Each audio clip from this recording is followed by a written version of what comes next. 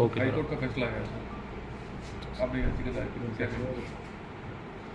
मुझे इस बात की प्रसन्नता है कि फिर से माननीय राजस्थान उच्च न्यायालय ने राजस्थान सरकार के उस षड्यंत्र को विफल किया है जिसके जरिए वो अपनी नाकामियों को छुपाने के लिए चुनाव टालने पर आमादा थी। आप सबने देखा होगा कि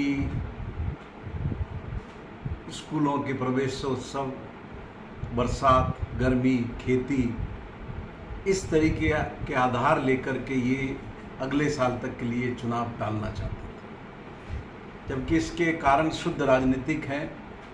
लोकसभा के चुनाव में जो उनकी राजस्थान के अंदर बुरी गत हुई और उसके बाद अभी हाल 12 के उपचुनाव में भारतीय जनता पार्टी की जीती हुई सीट उनको खोनी पड़ी।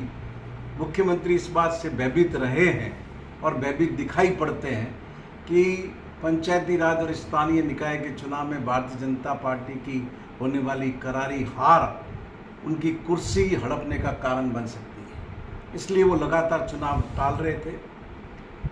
मुझे प्रसन्नता है कि जो संवैधानिक प्रावधान है, सुप्रीम कोर्ट के अब तक के निर्णय हैं, राजस्थान नगरपालिका अधिनियम के प्रावधान है, उन सब के आधार पर हाई कोर्ट ने सरकार की दलीलों को डिनाई किया और 20 जून तक उनको जो भी ओबीसी कमीशन की रिपोर्ट लेनी है ये निर्देश दिए कि वो ले लें और 31 जुलाई तक हर हाल में पंचायती राज और स्थानीय निकाय के चुनाव सुनिश्चित करें। ये निर्णय उन्होंने दिया है मौखिक रूप से, जो अभी अपलोड हो जाएगा। तो वन नेशन वन इलेक्शन की बात कर रहे हैं, क्या वो भी इसमें संभव होगा?